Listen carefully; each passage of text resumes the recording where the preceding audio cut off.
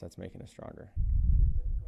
I have that mindset given what the results have been so far, though. I mean, of course it is, but that's why you need to have that mindset. This is going to be a progress for this team.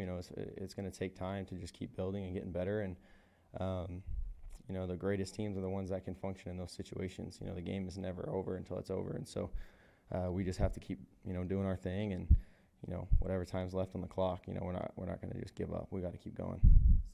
Panther game in week 1, you guys had the second half where things seemed to click pretty well. It obviously didn't go too well against the Patriots, but you're still able to run the ball. How does it kind of go from second half against the Panthers look really good, just not too good against the Patriots, to then what happened here with no points and the number of struggles you guys had?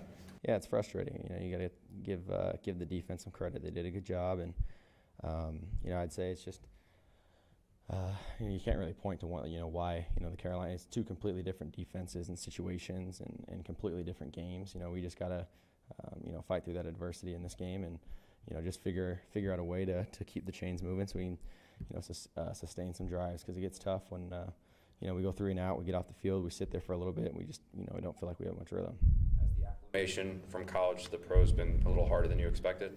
I wouldn't say harder than I expected. I knew it was going to be hard, right? I mean, you think about it, and every single guy on both sides of the ball was the best player on their college team, and so I understand it was going to be challenging, but I'm in this position for a reason, and I'm going to keep getting better and doing what I can. How challenging are the schemes that Vic Fangio presents to a quarterback?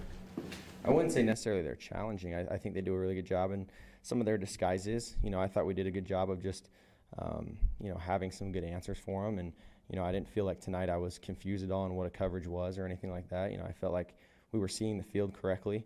Now it just comes down to us just making sure we execute the right way, whatever it is across the board, whether it's me getting the ball out of my hands faster or just making plays out on the edge. You guys had maybe found something in the second quarter, the drive where you got some short passes to Tyler in the beginning, and then you end up getting down there, Corey doesn't make the catch, and then you get a delay game, don't get the field goal. Was that kind of was that disappointing, because it felt like you guys were starting to get some rhythm there?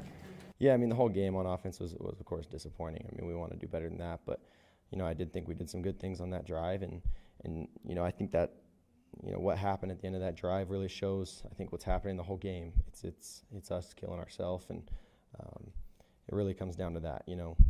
Both of those plays had nothing to do with them. That's just us needing to execute, and I promise we're going to get in, and these guys want to win, man. I promise they do, and so we're going to give everything we have every single week.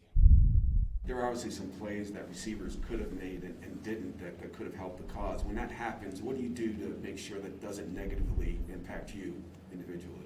Yeah, you just give them some love, man. I mean, these guys are busting their butt out there too. Not every throw is perfect.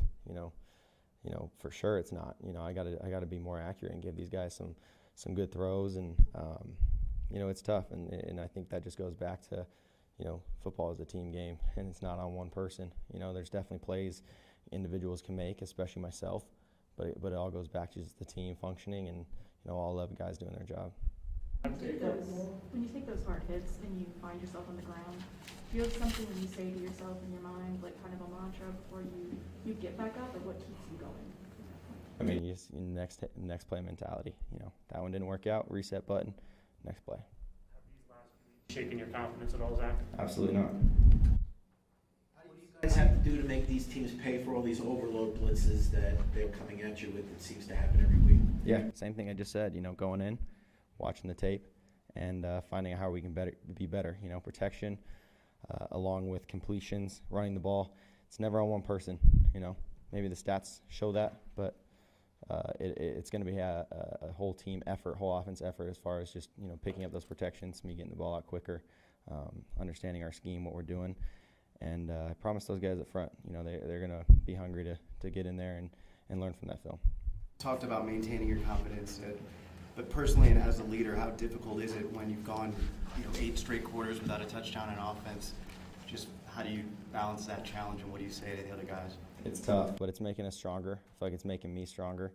This is hard. I didn't experience this in college, and the crazy thing is I knew it was going to be like this. When you come into a program that has all new guys coming in, it's a process, and all of us want to get better and give everything we have, and so we just have to understand that we need to take it just one day at a time, and you know, people can hate all they want, but this is you know, what's feeling sorry for ourselves going to do, really, right? And so, you know, we need to keep our confidence high and just understand that we're in this position for a reason, and understand that, you know, we have the talent, we have the players, and we have the coaches and the schemes to get this thing done.